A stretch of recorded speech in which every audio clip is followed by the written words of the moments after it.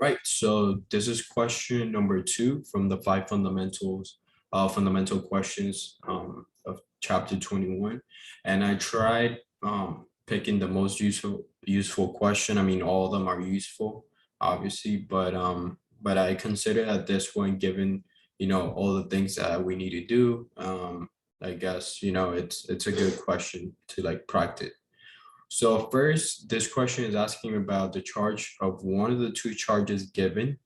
Um, and it's we're being told that the balls are hanging from a wire, and that they're at an angle from each other.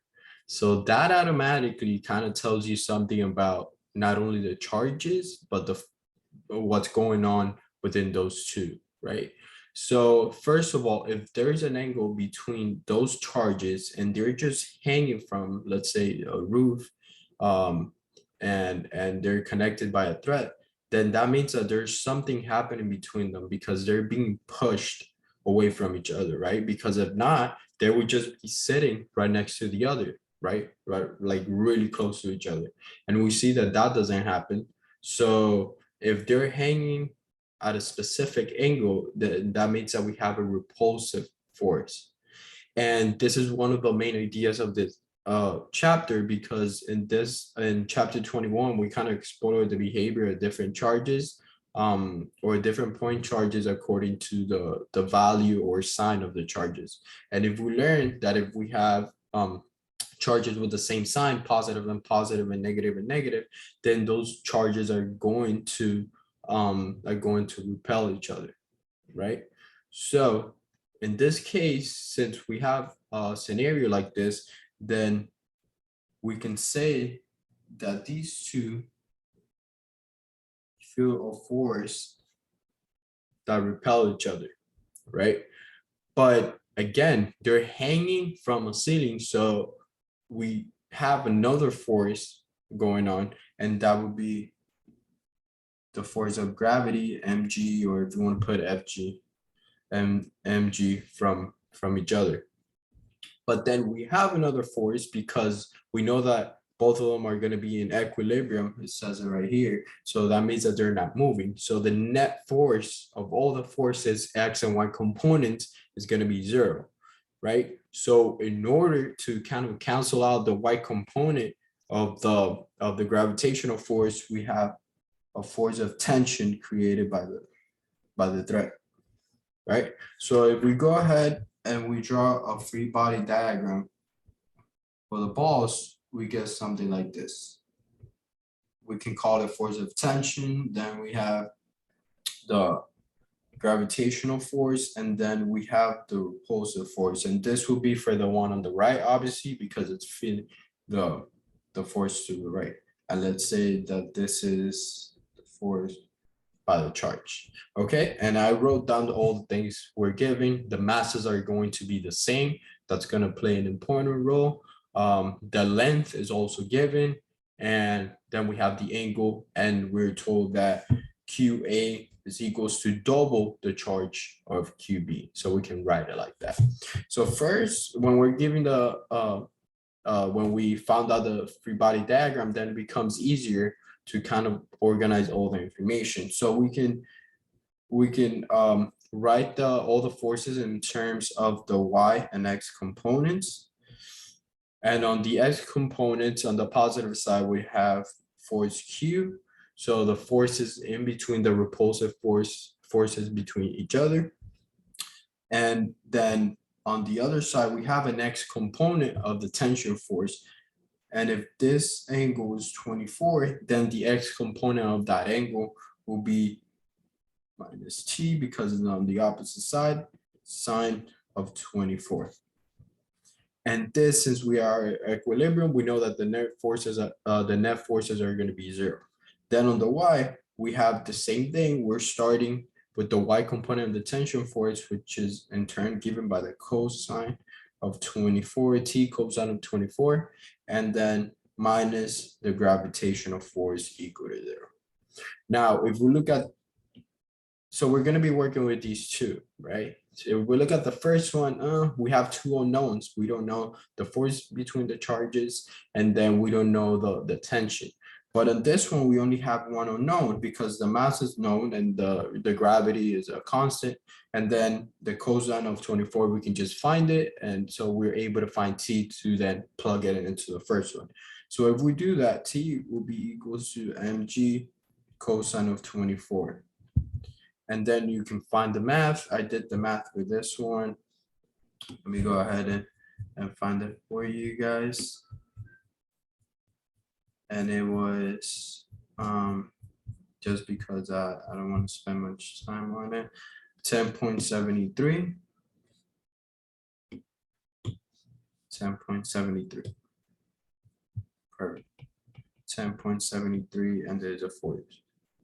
Okay, so then if we go ahead and plug it in, we have that the force produced by the charges are going to be 10 minus 10.73 sine of 24, and that's going to be equal to 0. Now, this is going to be the most important formula because of the force between two charges, Q1 and Q2, is going to be given by this equation divided by the distance. And so by doing this, we're going to be able to find the main question of the problem, which is the charge of A, right? So if we substitute that equation, we get that Q1, in this case, let's just say QA, but let's put it in one variable. So that will be QB.